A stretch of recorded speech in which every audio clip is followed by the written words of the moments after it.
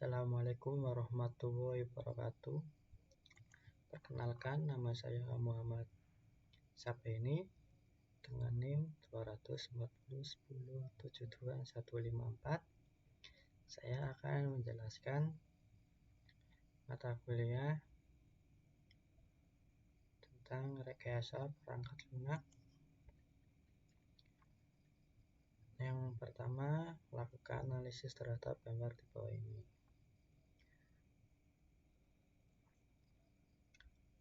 Gambar ini merupakan informasi sistem dan komponen part.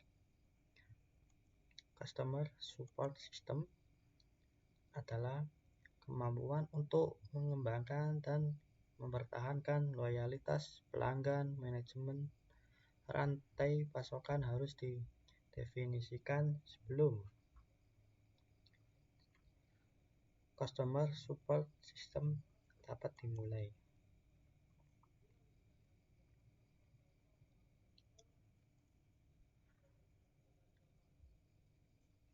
Customer Support System adalah sistem inti yang mendukung manajemen hubungan pelanggan. Kegiatan analisis sistem akan ditentukan persyaratan sistem secara rinci. Tujuan rencana strategis yang dinyatakan akan membentuk pedoman saat proyeksi berlangsung. Sistem adalah seperangkat prosedur bisnis yang saling terkait yang digunakan dalam satu unit bisnis yang bekerja bersama untuk suatu tujuan. Sistem memiliki karakteristik. Sistem ada dalam satu lingkungan. Batas memisahkan sistem dari lingkungannya: processing, output, input, storage system.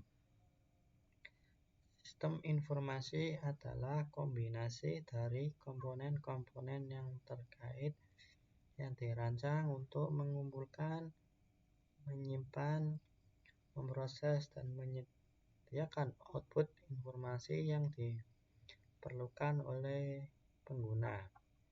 Ini merupakan hardware, ini inputan, ini output, terus ini proses ke software, terus ini penyimpanan, terus ini prosedur.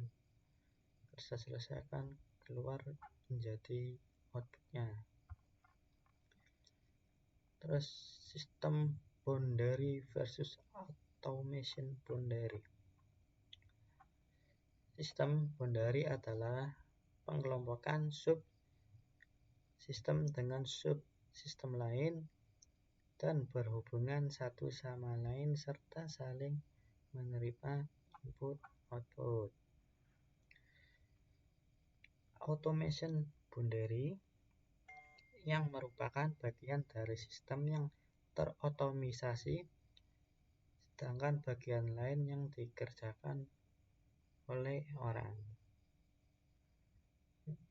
Gambar ini menjelaskan struktur dari sistem boundary dengan automation boundary. Automation boundary merupakan bagian yang otomatis dalam sistem. Tugas terselesaikan sendiri oleh komputer. Sedangkan sistem boundary merupakan keseluruhan bagian di mana terdapat automation boundary di dalamnya. Activity diagram simbol.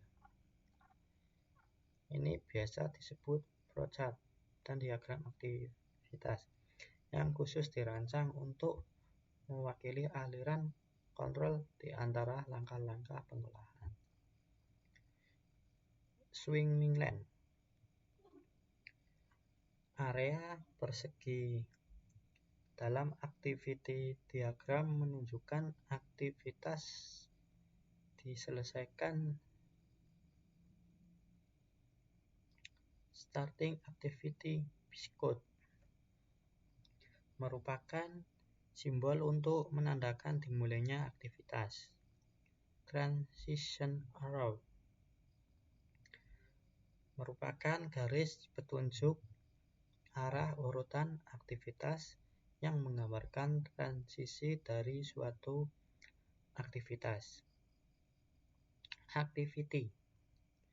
Activity merupakan simbol yang menggambarkan aktivitas. Ending activity merupakan simbol untuk menandakan berakhirnya aktivitas. Ini merupakan sinkronis bar atau menjoinkan dari aktivitas ini ke aktivitas ini, dan ini sinkron join bar. Ini untuk menggabungkan dari aktivitas ini gabungkan jadi satu. Ini decision activity. Ketika yes, maka prosesnya akan dilanjutkan. Ketika no, proses akan diulangi sampai proses itu sampai yes. Inventory way so decision adalah merupakan aktivitas yang dimana aktivitas ini akan menurun. Terus ini kalau ada percabangan akan membuat aktivitas baru.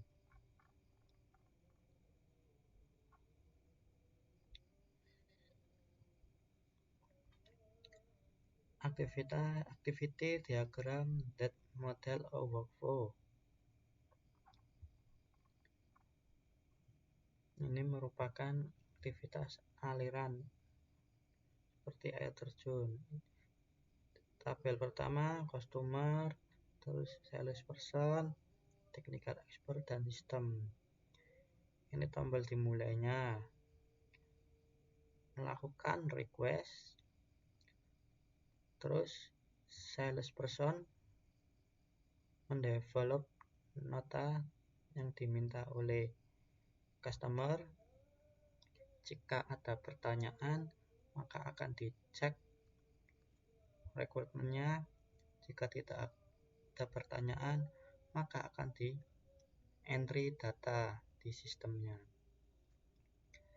Ketika tidak ada pertanyaan, lanjut ke calculate quote oleh sistem. Ketika ada pertanyaan, cek requirement-nya oleh technical expert, terus di enter datanya ke sistem.